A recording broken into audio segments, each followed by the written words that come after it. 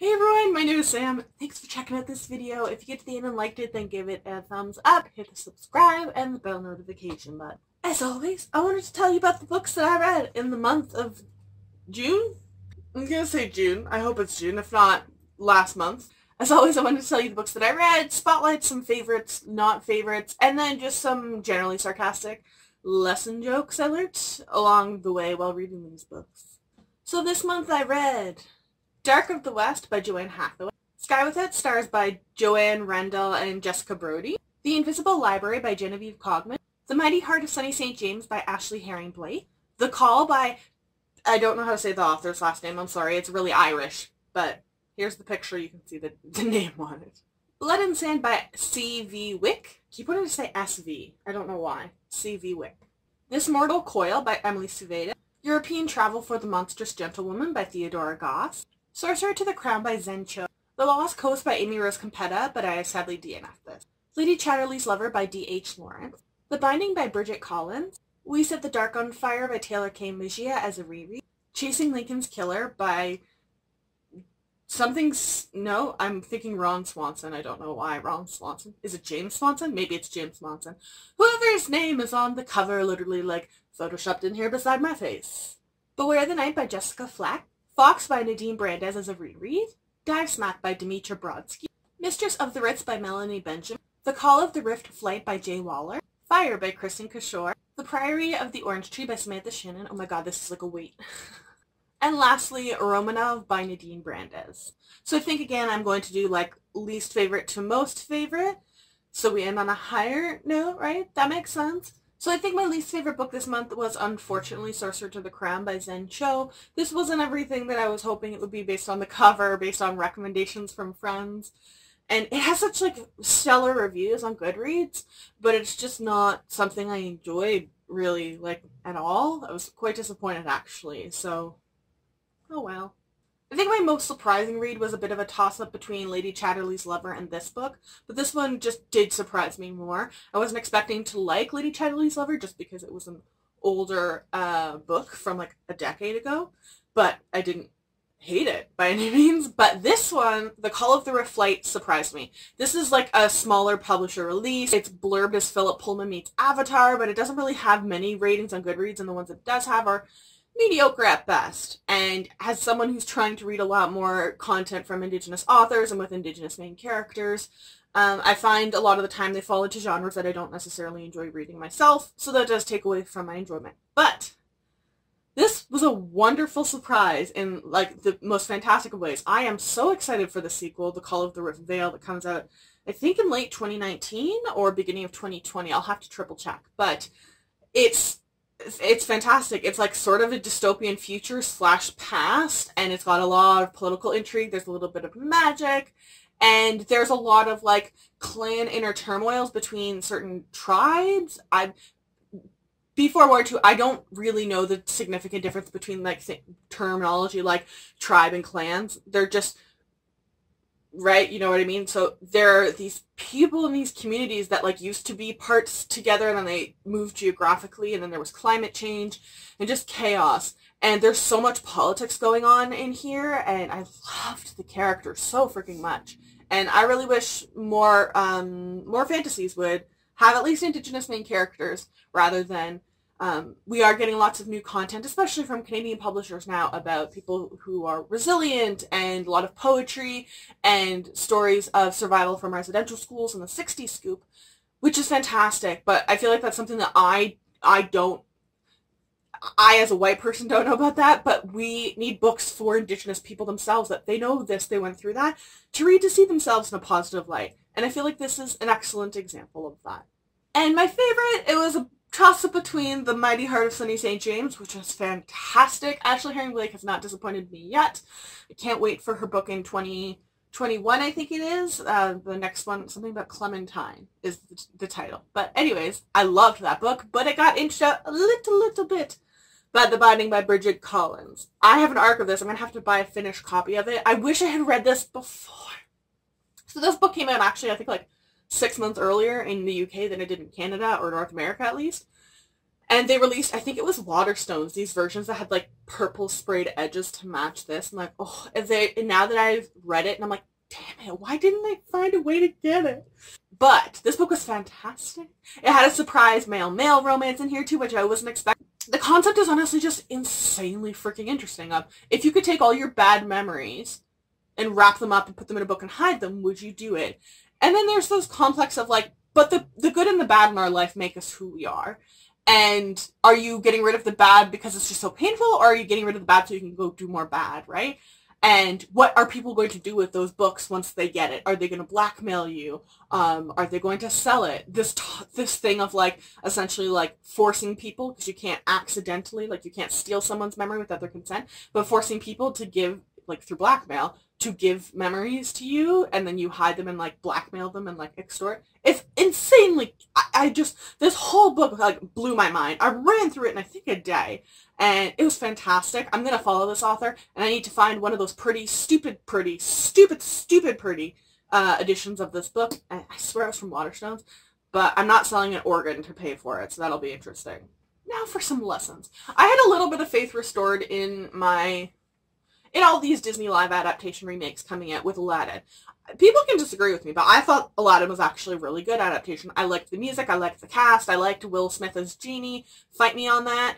I've lost a little bit of faith again since they said Mushu is not going to be in Mulan anymore, and now everyone's like, oh, but it's going to be historically accurate. I'm like, okay, but they pitched it as a live adaptation of the animated movie from everything I remember. So I think that's why people are pissed. Also, Mushu is the best part of those movies. That and the soundtrack. Why are you getting rid of the best parts? But hopefully The Lion King coming out next week will restore my faith. But book-wise, a little bit helped me restore my faith was Sky Without Stars. I really want Disney to start doing sci-fi live adaptations of all of their stuff. Oh, I forgot to mention all of the drama with The Little Mermaid.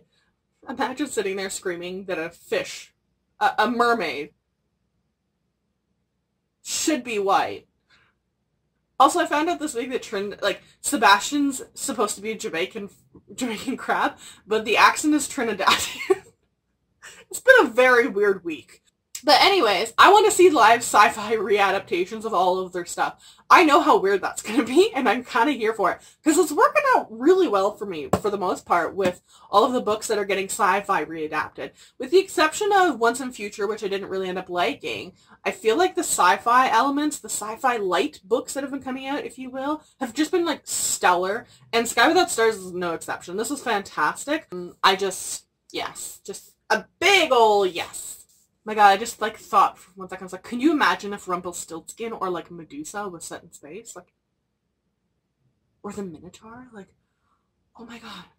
Legit, I'm not talking so much about, the Cinderellas. I don't care about the Cinderellas at this point.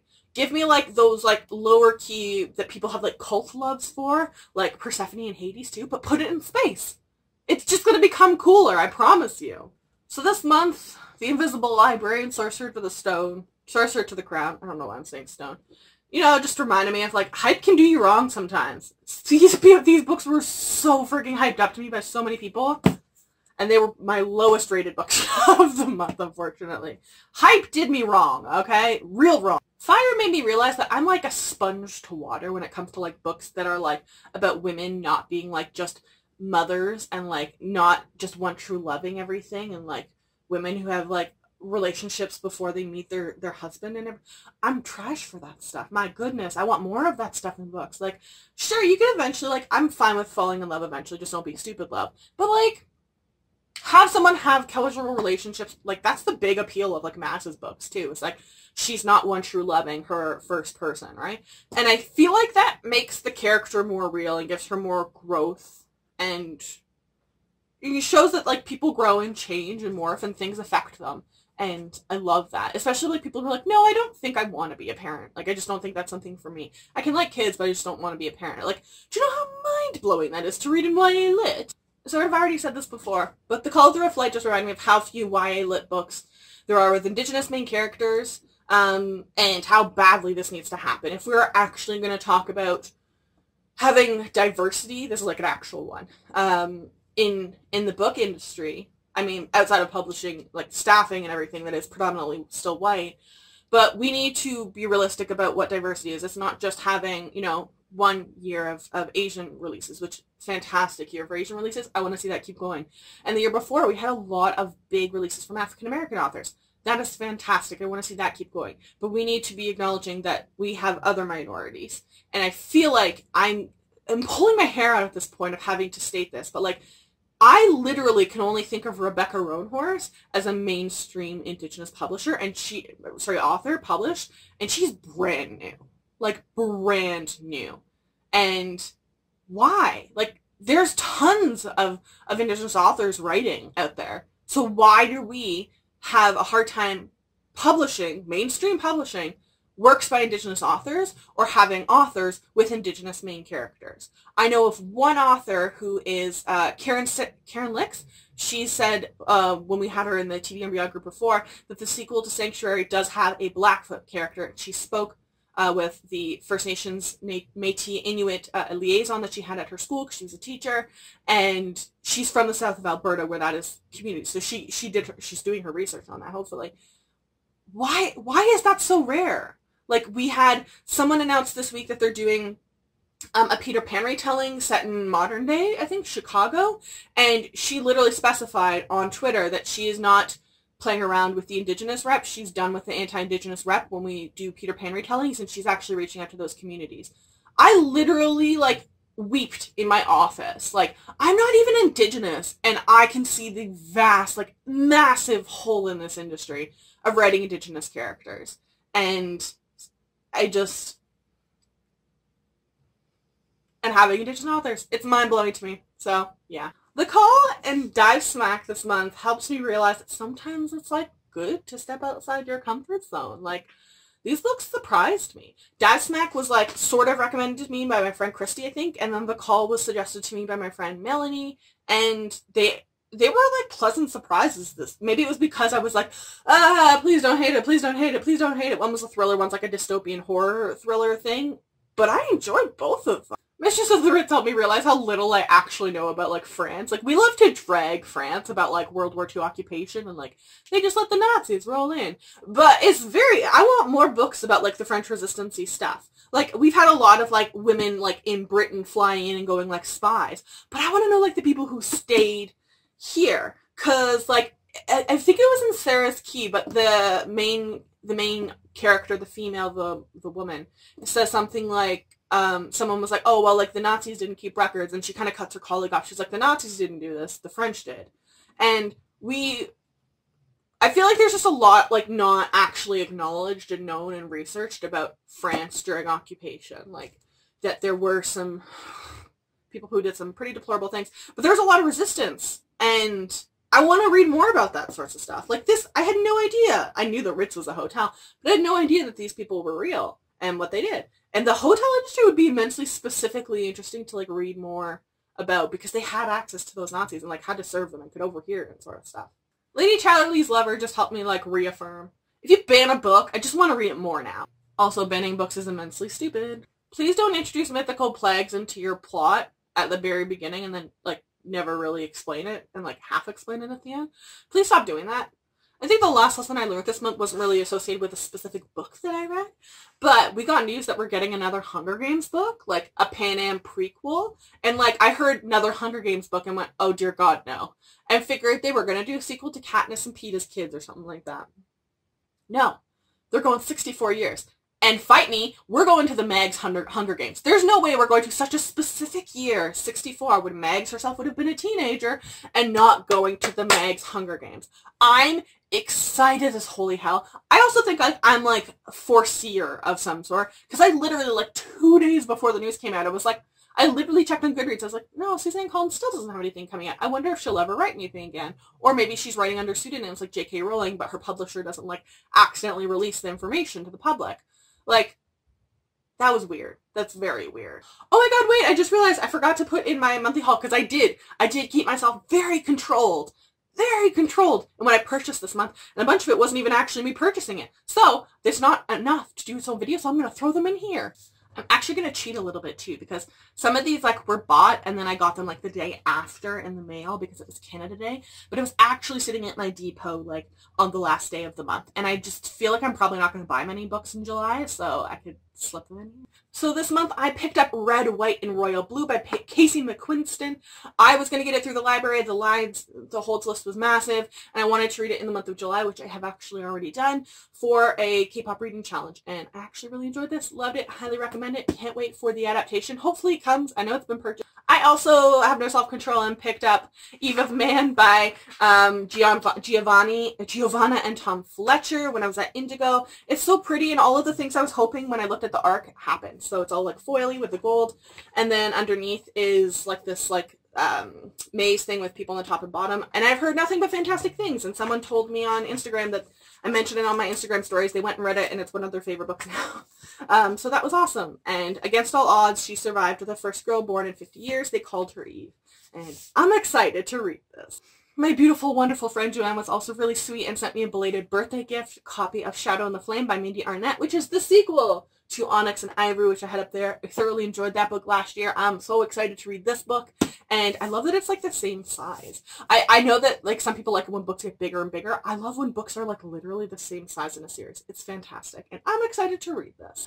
That same beautiful, wonderful friend Joanne also sent me her duplicate copy of We Hunt the Flame by Hafsa Faisal. I hope I said that right. It's also signed. It was the Owl Crate edition. And so it's silver on the front instead of the gold. And it's so pretty. I also am going to give one last chance to Sorcery of Thorns by Margaret Rogerson. I didn't love An Enchantment of the Ravens. Everyone seemed to freak out over it. I didn't love it. I didn't hate it. I just didn't love it. It sounds like it has elements that I'm going to love. Like there's a librarian and magic, and it just sounds like a good old fantasy, and people are seeming to love it too, so hopefully that doesn't bite me in the butt. And she's actually going to be in the TBR and Beyond group, and I'm very excited. One of my birthday gifts to myself was a copy of Queenslayer by Sebastian de Castell. It's the UK cover because the US covers are abominably basic. This is the 5th book. I kept saying 4th, I think, in my Instagram when I got it. It's the 5th book behind Spellslinger, Shadowblack, Charmcaster, and Soulbinder, which is Queenslayer, and then there's going to be one more book. I had no idea what color the last book is going to be because we've got red, blue, orange, green, and purple, so I think only one left is like yellow, right?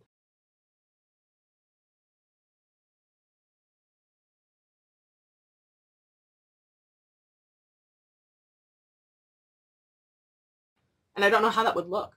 But I'm so excited to get my Squirrel Cat and the Adventuring back. I love Sebastian de Castell. He's a fantastic author, and I can't wait to get to that. And lastly, my beautiful, wonderful friend Mel Toy, my fellow dinosaur enthusiast, was sweet enough to pick this up for me. I can't remember. It's some UK store. I've never heard of it before. But I think they do a lot of signing. The quite nice and fairly accurate Good Omens script book of the adaptation from the film series. And it's signed by Neil Gaiman himself, my Lord and Savior. He just always supports libraries so much online, and with all of this stuff going on with publishers and libraries right now, that's really important for authors to say that. Especially someone like he himself is not someone who's really going to be negatively affected by that. He's always going to be an author that we have to buy based on demand. So that was, I love Neil Gaiman so much. He's been a part of my life since I was a kid with Coraline too. And the adaptation was fantastic, and the book itself is gorgeous. It has the end pages at the beginning, and then the end is a little bit darker, and it's gorgeous. I'm so excited, and thank you so much, Mel. That was wonderfully sweet of you. You did not have to do that, but you did, and I really, really, really appreciate it and love it. But yeah, anyways, that is my monthly wrap-up lessons. Let me know in the comment section down below what you read this month, how many books you read, what was your favorite, what was your least favorite, did you learn anything, sarcastic or real, because I feel like this month was a lot of actual real lessons. It's weird. Yeah, I'll link all these books in the description down below. Down there. Why am I having such a hard time today? Description down below also will have all of my social media. If you follow me, I will follow you back.